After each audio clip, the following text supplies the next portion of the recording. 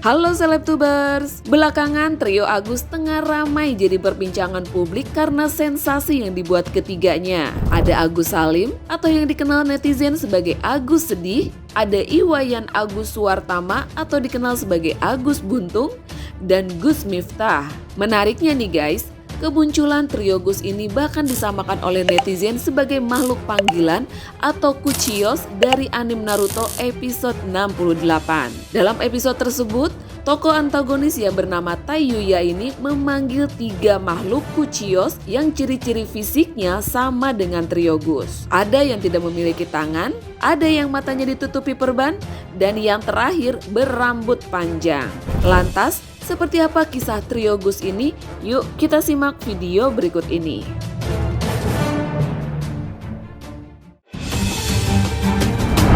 Pertama, Agus Salim yang hingga kini seteru dengan Pratiwi Novi tak terima diparodikan. Nama Agus Salim atau yang dikenal sebagai Agus Sedih pertama kali muncul karena kasus penyiraman air keras yang membuat dirinya terluka parah. Pratiwi Novianti yang mendengar kisah Agus ini pun berniat membantu pengobatan Agus dengan menggalang dana.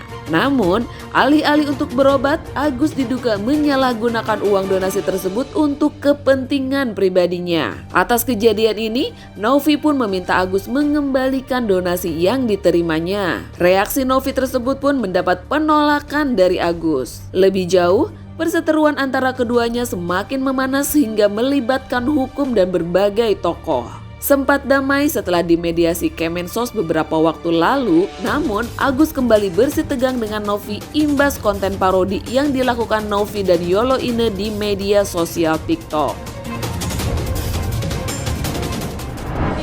Komnas Perempuan dan Kapolda ini seperti apa nih Agus melihatnya? Gimana Gus? Gimana?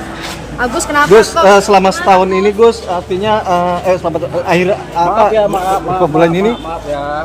Gus kenapa pada akhirnya melaporkan Novi Gus? Kenapa Gus? Maaf. Kan udah mau ada perjanjian damai nih Gus. Maaf Kenapa ya. Gus? Apakah ada yang menyuruh apa gimana Gus? Maaf sekali, maaf. Sayang sekali nih Gus, bentar lagi Maaf mau sekali. damai. Iya, ada Gimana Gus? Agus masih di nggak Gus? Kenapa Gus? Gus masih begini di kerumuni udahlah tahan. Maaf. Gus ngomong dikit aja. Dikit aja, Bang Agus. Saya Gus ya. Dikit aja. Mas Gus, hati-hati Gus. Gus kenapa melaporkan Kanovi, Yolo Ina dan lainnya Gus?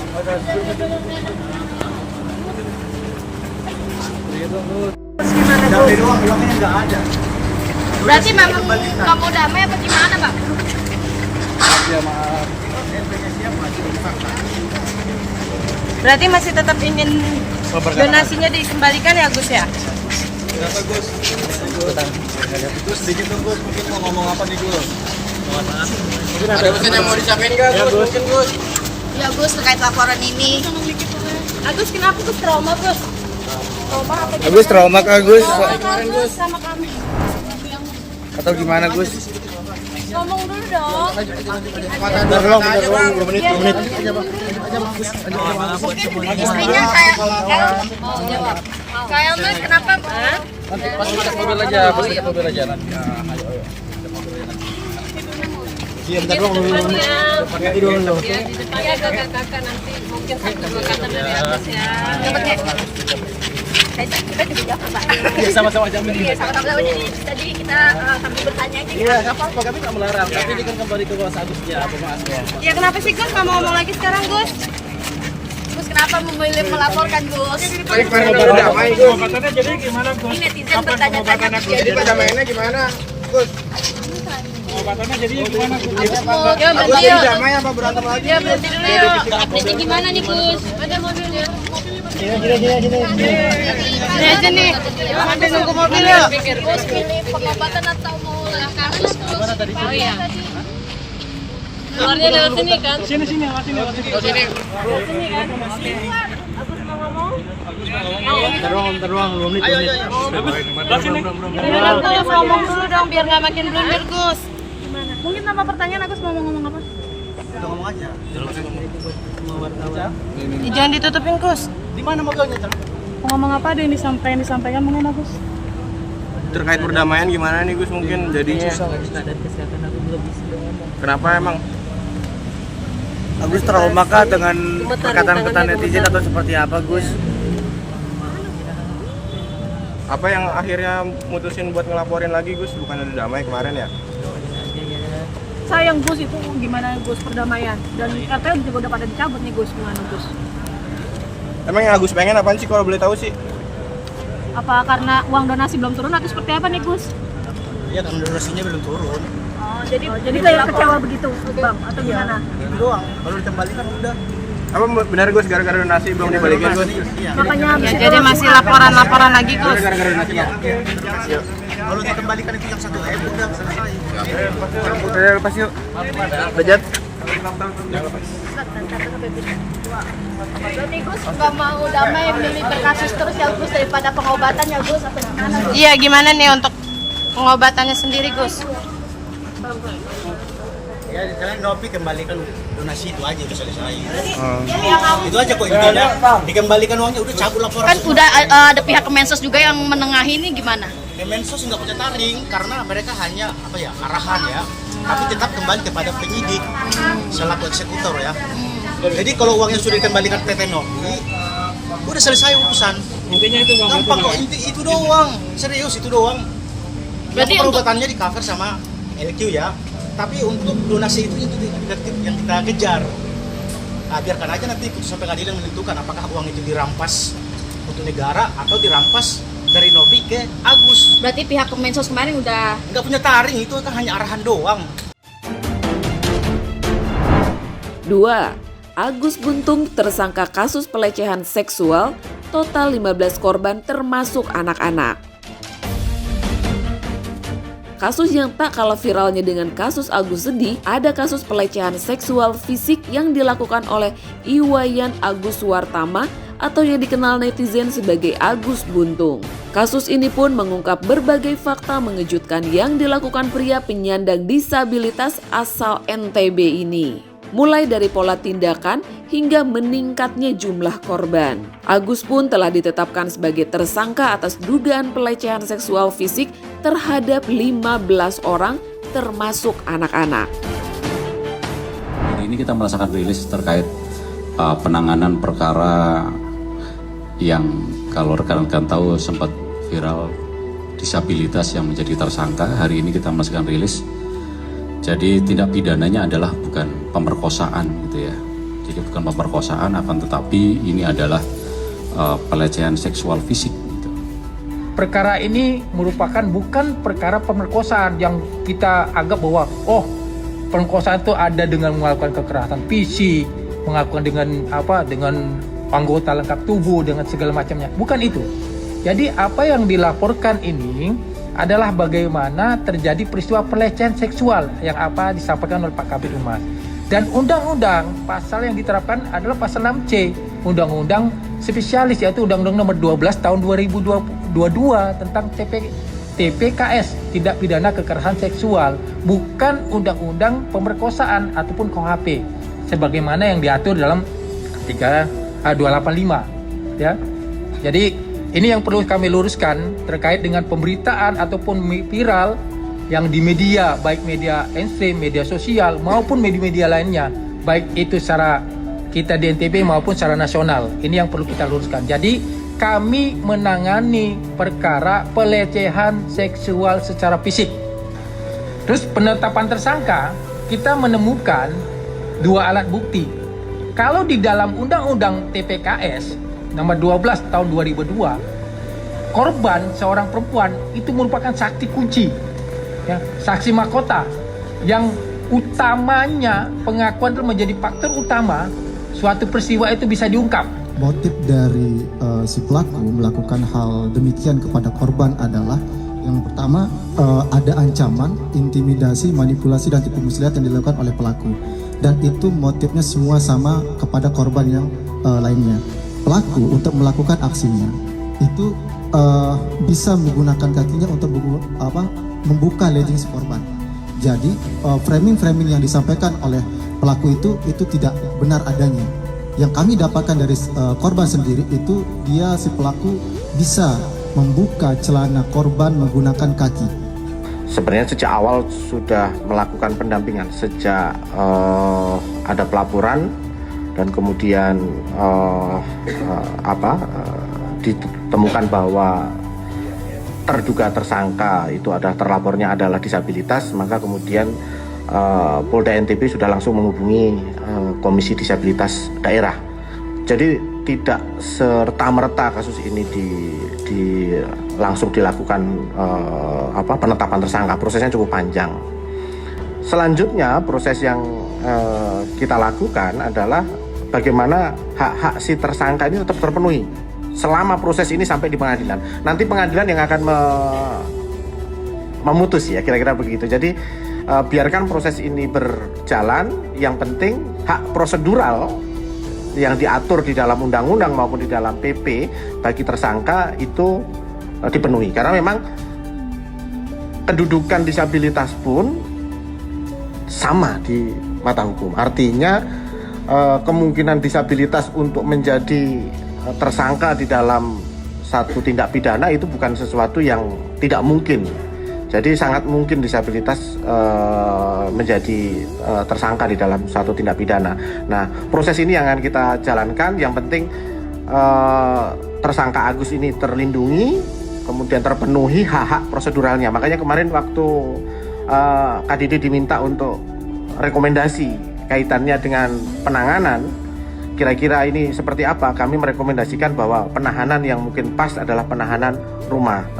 Dalam kasus ini tersangka didampingi oleh teman-teman dari BKBH Fakultas Hukum sebagai advokat di dalam proses pemeriksaannya. Ini untuk memenuhi bahwa korban mendapatkan layanan bantuan hukum sejak awal. Dan dalam kasus ini apakah tersangka itu memang memiliki kemampuan untuk melakukan tindak pidana sebagaimana yang dimaksud di dalam pasal 6C Undang-Undang TPKS, memang mampu. Dan itu bisa dibuktikan karena kalau teman-teman bisa melihat aktivitasnya di media sosialnya yang bersangkutan, dia bisa naik motor sendiri, makan sendiri, bisa main band, main musik, bahkan termasuk menyelam. Anak ini bisa. Memang si korban dengan pelaku itu tidak saling mengenal sebelumnya. Karena dengan tujuan tadi yang dibilang tadi bahwa korban ke Taman Udayana pagi hari dengan tujuan untuk membuat sebuah video yang tiba-tiba dihampiri oleh si pelaku dengan memperkenalkan dirinya dan dari Universitas A dan segala macam, yang kemudian sekitar jam berapa saya lupa, itu pelaku menunjukkan ke arah utara bahwa ada yang seorang pasangan kekasih yang melakukan kegiatan atau perbuatan seksualitas di arah utara itu, yang kemudian memancing emosional dari korban, korban sehingga korban menangis. Kenapa korban bisa menangis? Karena mengingat masa lalunya tadi. Pelaku mencoba menenangkan korban ketika korban nangis, yang kemudian pelaku mengatakan, kamu sudah terikat dengan saya sehingga kamu tidak bisa kemana-mana. Jadi saya sudah mengetahui asal usul dari si korban, kata pelaku, saya sudah tahu asal usul masa lalumu. Kalau kamu tidak mengikuti apa kemauan saya, maka saya akan memberitahu kepada orang tuamu. Begitu kata si pelaku. Singkat cerita dibawalah ke homestay. Memang betul yang dikatakan tadi bahwa menggunakan motor si korban. Kenapa menggunakan motor si korban? Karena tadi intimidasi tadi. Karena kamu sudah terikat, kalau kamu tidak mengikuti saya, maka yang kamu bilang tadi ke saya akan laporkan kepada orang tuamu. Ketika masuk ke kamar, saya membuka pintu. Pelaku yang buka pintu. Apa yang digunakan oleh pelaku? Gigi dan mulutnya untuk membuka pintu. Jadinya si pelaku produktif. Jadinya framing-framing yang dibawa itu nggak benar adanya. Jadi untuk membuka pintu pun dia menggunakan mulut dan bibirnya, membuka dan menutup pintu tersebut di kamar nomor 6 tadi. Pelaku melakukan intimidasi kepada korban. Intimidasi seperti apa? Apabila kamu berteriak, maka akan didengar oleh di luar kamar. Kalau didengar oleh orang yang di luar kamar, maka kita akan dinikahkan. Karena intimidasi seperti itu, korban merasa takut bahwa untuk membuka legging itu pelaku menggunakan kakinya atau jarinya untuk membuka legging korban. Ya, konsepnya adalah manipulasi emosi, berarti yang dimanipulasi, yang direkayasa, yang dipengaruhi adalah emosi.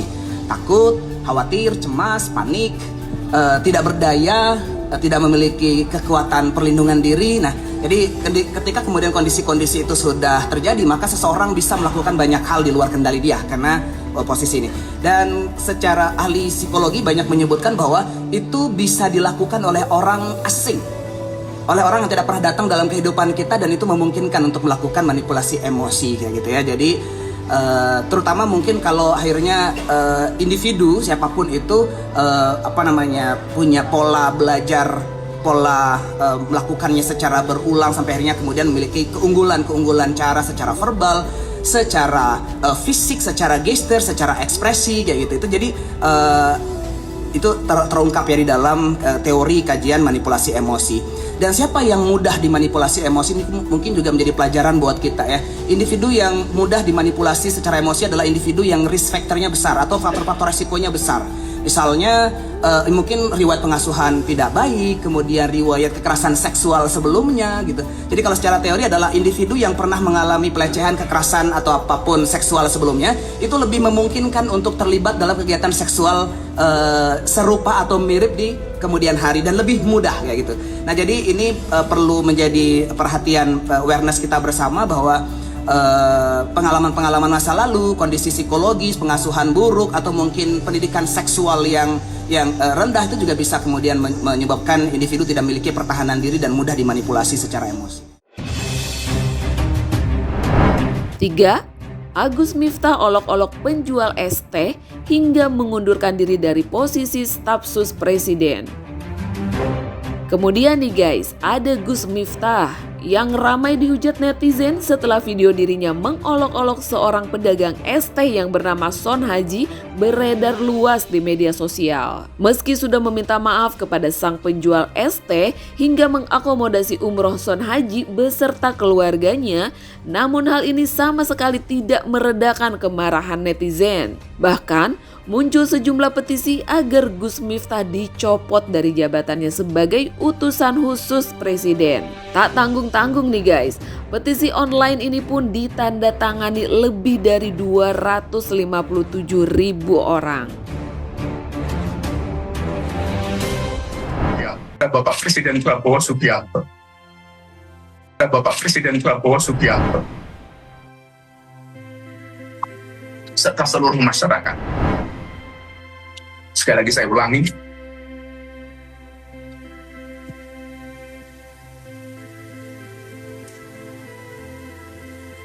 keputusan ini saya ambil bukan karena ditekan oleh siapapun, bukan karena permintaan siapapun, tapi semata-mata keputusan ini saya ambil karena rasa cinta, hormat, dan tanggung jawab saya sangat mendalam kepada Bapak Presiden Prabowo Subianto serta seluruh masyarakat Indonesia. Keputusan ini bukanlah sebuah akhir ataupun langkah mundur, melainkan langkah awal untuk terus berkontribusi kepada bangsa dan negara dengan cara yang lebih luas dan beragam.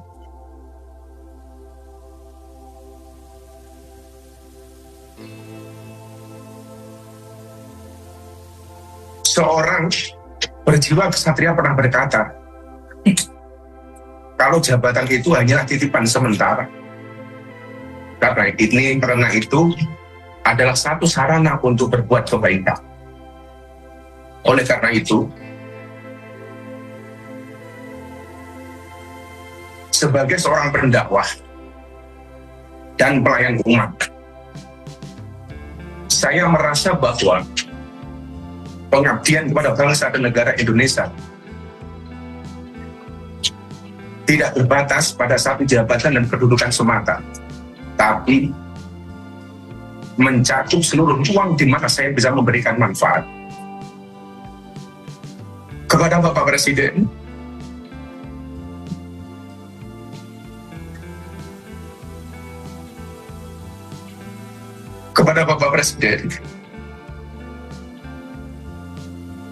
saya mengucapkan terima kasih yang setulus-tulusnya atas amanah dan kepercayaan yang telah diberikan kepada saya. Saya seorang anak yang berlatar belakang dari jalanan, yang bergaul dengan dunia marginal, dunia premanisme dan kriminalitas.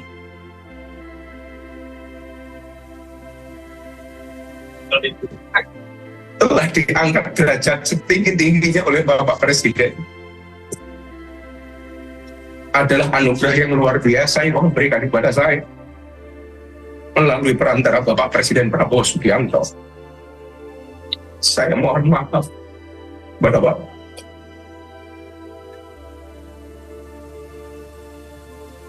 Belum bisa menjadi sesuai yang Bapak harapkan dari saya.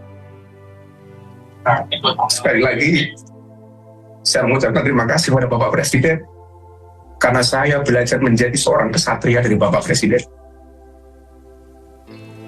Kepada seluruh rakyat Indonesia, saya mengucapkan terima kasih atas dukungan, doa, dan kepercayaan yang telah diberikan selama saya menjalankan tugas ini. Sebagai manusia biasa, saya tidak luput dari kekurangan, kekhilafan, atau kesalahan yang saya perbuat, baik yang disengaja maupun tidak. Saya mohon maaf dari lubuk hati yang paling dalam, karena saya yakin kebenaran adalah milik Allah Subhanahu wa Ta'ala semata. Sekali lagi,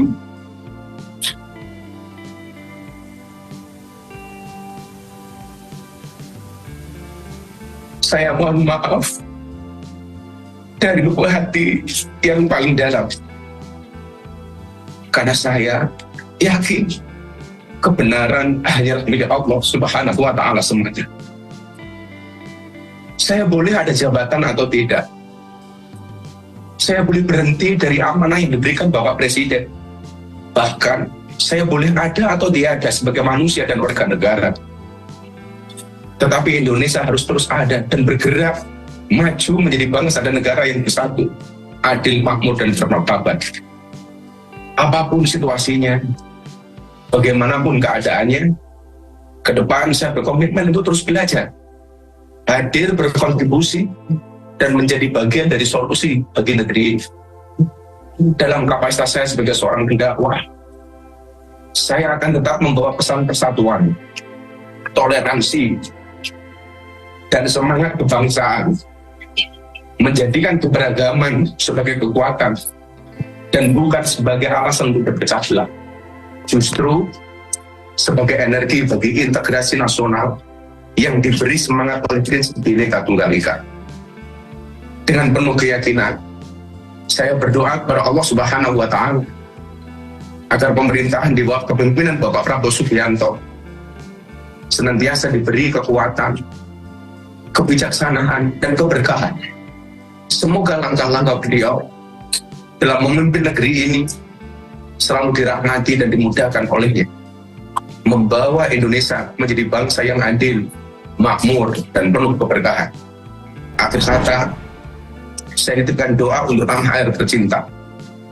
Semoga kita semua senantiasa diberikan kekuatan untuk menjaga persatuan, memperkuat semangat kebangsaan, dan membawa nama Indonesia harum di mata dunia internasional.